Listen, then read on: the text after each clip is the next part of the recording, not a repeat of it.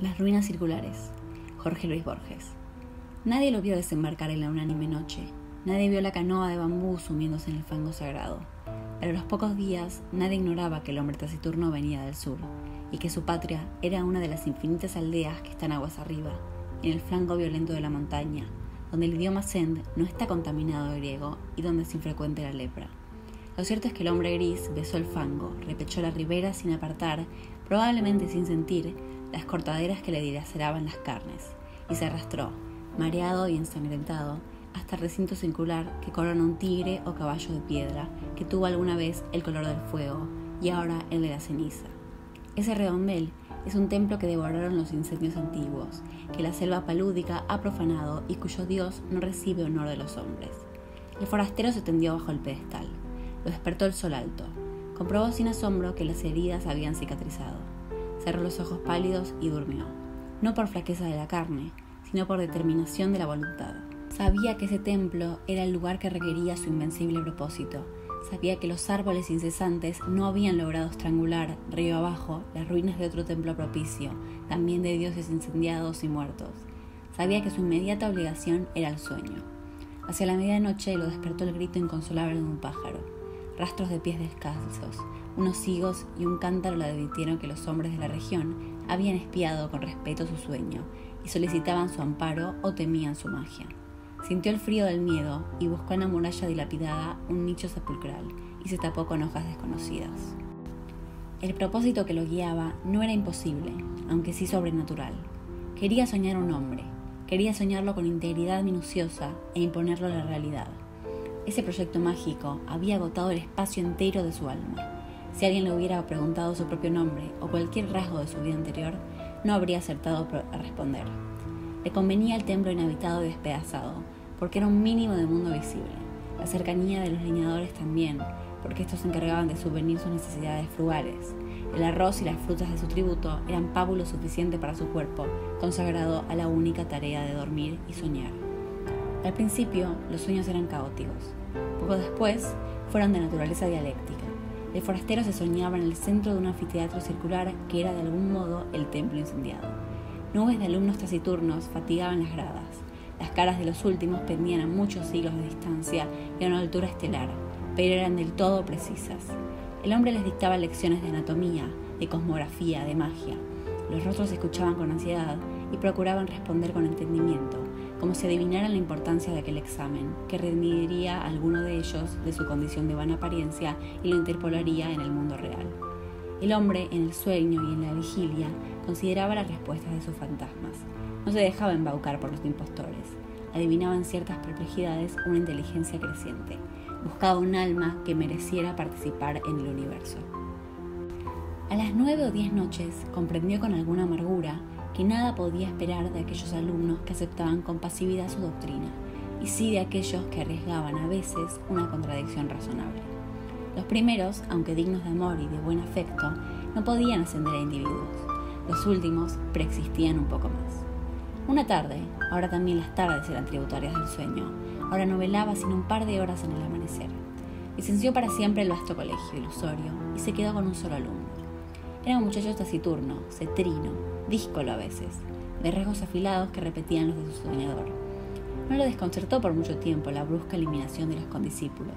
Su progreso, al cabo de algunas lecciones particulares, pudo maravillar al maestro. Sin embargo, la catástrofe sobrevino. El hombre, un día, emergió del sueño como de un desierto viscoso. Miró la vana luz de la tarde que al pronto confundió con la aurora y comprendió que no había soñado. Toda esa tarde y todo el día, la intolerable lucidez del insomnio se abatió contra él. Quiso explorar la selva, extenuarse. Apenas alcanzó entre la cicuta unas rachas de sueño débil veteadas fugazmente de visiones de tipo rudimental, inservibles. Quiso congregar el colegio y apenas hubo articulado unas breves palabras de exhortación, este se deformó, se borró. En la casi perpetua vigilia, lágrimas de ira le quemaban los viejos ojos. Comprendió que el empeño de modelar la materia incoherente y vertiginosa de que se componen los sueños es el más arduo que puede acometer un varón, aunque penetre todos los enigmas del orden superior y del inferior, mucho más arduo que tejer una cuerda de arena o que amoderar el viento sin cara. Comprendió que un fracaso inicial era inevitable. Juró olvidar la enorme alucinación que lo había desviado al principio y buscó otro método de trabajo. Antes de ejercitarlo, dedicó un mes a la reposición de las fuerzas que había malgastado el delirio.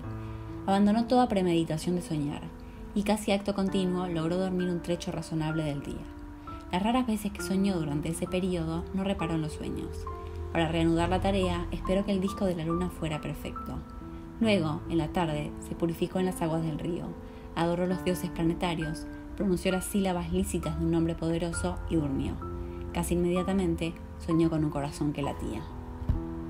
Lo soñó activo, caluroso, secreto, el grandor de un puño cerrado, color granate en la penumbra de un cuerpo humano aún sin cara ni sexo.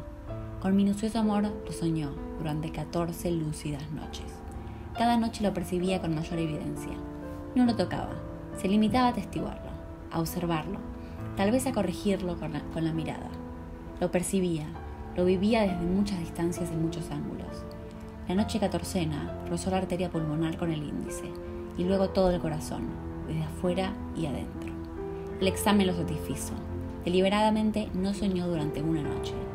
Luego retomó el corazón, invocó el nombre de un planeta y emprendió la visión de otro de los órganos principales. Antes de un año llegó al esqueleto, a los párpados. El pelo innumerable fue tal vez la tarea más difícil. Soñó un hombre íntegro, un mancebo, pero este no se incorporaba ni hablaba, ni podía abrir los ojos. Noche tras noche, el hombre lo soñaba dormido.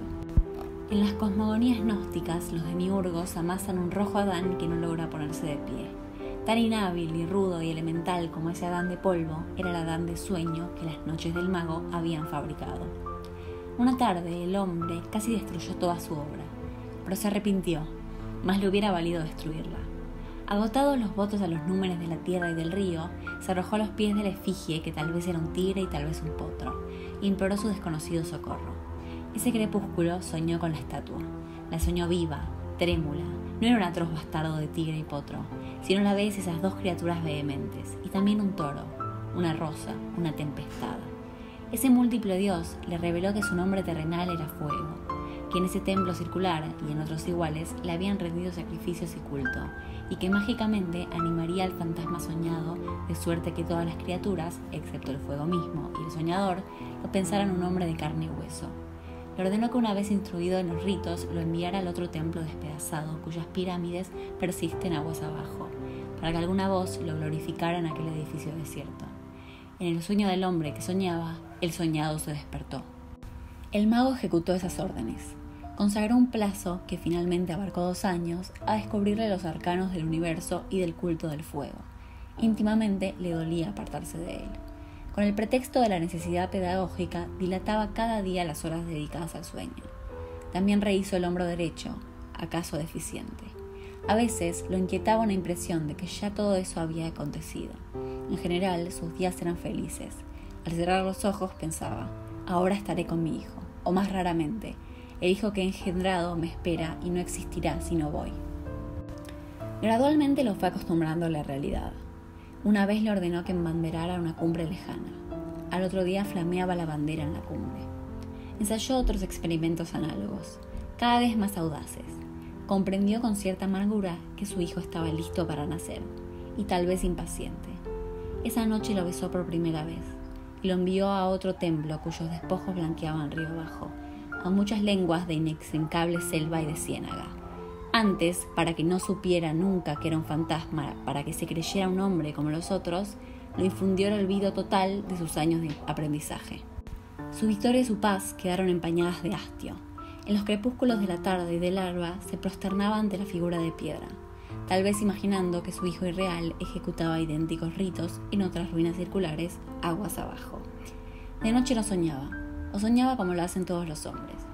Percibía con cierta palidez los sonidos y formas del universo. El hijo ausente se nutría de esas disminuciones de su alma. El propósito de su vida estaba colmado. El hombre persistió en una suerte de éxtasis. Al cabo de un tiempo, que ciertos narradores de su historia prefieren computar en años y otros en lustres, lo despertaron 2 remeros a medianoche. No pudo ver sus caras, pero le hablaron de un hombre mágico en un templo del norte, capaz de hollar el fuego y de no quemarse. El mago recordó bruscamente las palabras del dios. Recordó que de todas las criaturas que componen el orbe, el fuego era la única que sabía que su hijo era un fantasma. Ese recuerdo, apaciguador al principio, acabó por atormentarlo. Temió que su hijo meditara en ese privilegio normal y descubriera de algún modo su condición de mero simulacro. No ser un hombre, ser la proyección del sueño de otro hombre. ¡Qué humillación incomparable! ¡Qué vértigo! A todo padre le interesan los hijos que ha procreado, que ha permitido, en una mera confusión o felicidad. Es natural que el mago temiera por el porvenir de aquel hijo, pensando entraña por entraña y rasgo por rasgo en 1001 noches secretas. El término de sus cavilaciones fue brusco, pero lo prometieron algunos signos. Primero, al cabo de una larga sequía, una remota nube en un cerro, liviana como un pájaro. Luego, hacia el sur, el cielo que tenía el color rosado de la encía de los leopardos. Luego las humaderas, que arrumbraron el metal de las noches. Después la fuga pánica de las bestias, porque se repitió lo acontecido hace muchos siglos. Las ruinas del santuario del dios del fuego fueron destruidas por fuego. En un alba sin pájaros, el mago vio cernirse contra los muros el incendio concéntrico. Por un instante pensó refugiarse en las aguas, pero luego comprendió que la muerte venía a coronar su vejez y absolverlo de sus trabajos. Caminó contra los jirones de fuego. Estos no mordieron su carne, estos lo acariciaron y lo inundaron sin calor y sin combustión. Con alivio, con humillación, con terror, comprendió que él también era una apariencia, que otro estaba soñándolo.